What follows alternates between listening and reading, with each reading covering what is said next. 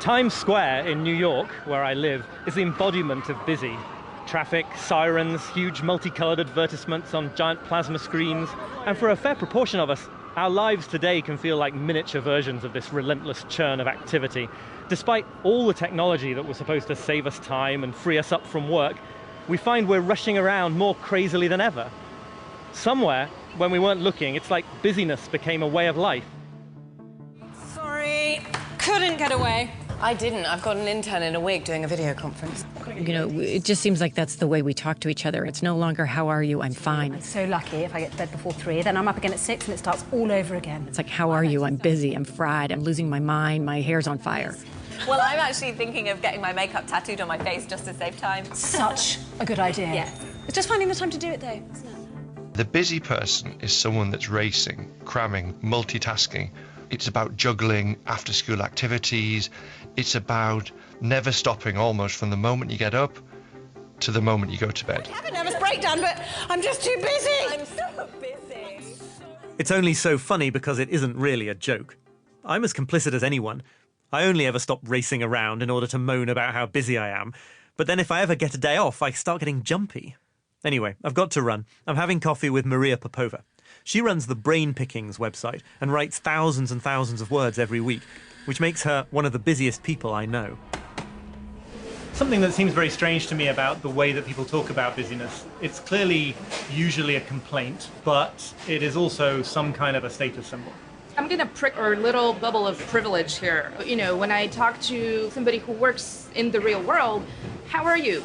Busy, good, busy. It's good to be busy, to have work, to have livelihood. So I'm very aware that it's a luxury to be able to complain about being busy.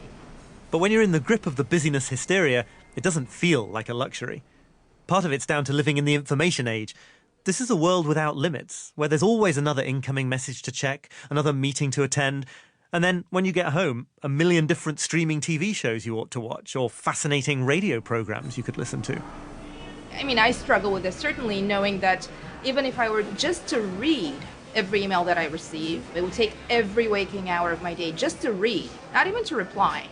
The other day I was out completely off the grid and there was a clear sky and I look up and all these beautiful stars and I turn to my partner and I say, remind me next time where I feel overwhelmed by my inbox to remember Right. this. Right. Because it's completely, thoroughly, existentially absurd that we take one to mean more than the other. The 21st of October in 2015 was an interesting date. It was Back to the Future Day.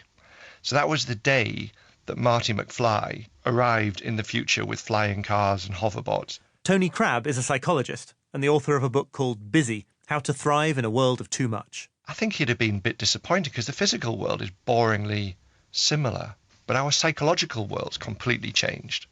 IBM recently estimated that knowledge will be doubling every 11 hours.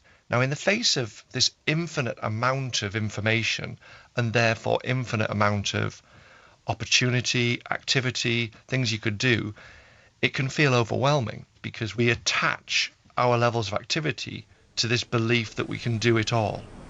I think the most kind of pernicious thing is also something that's much subtler. This tendency we have to apply productivity to realms of life that should be devoid of that criterion. For example, photography was my first big love, but now the sharing of that has become its own burden.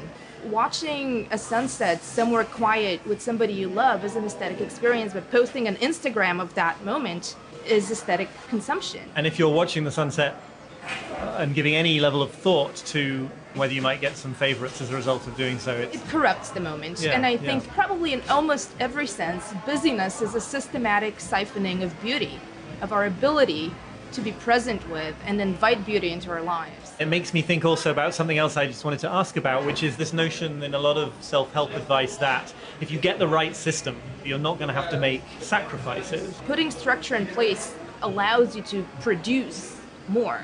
But productivity is often the surest way to lull ourselves into a kind of trance of passivity where we show up for our lives, but we're absent from it.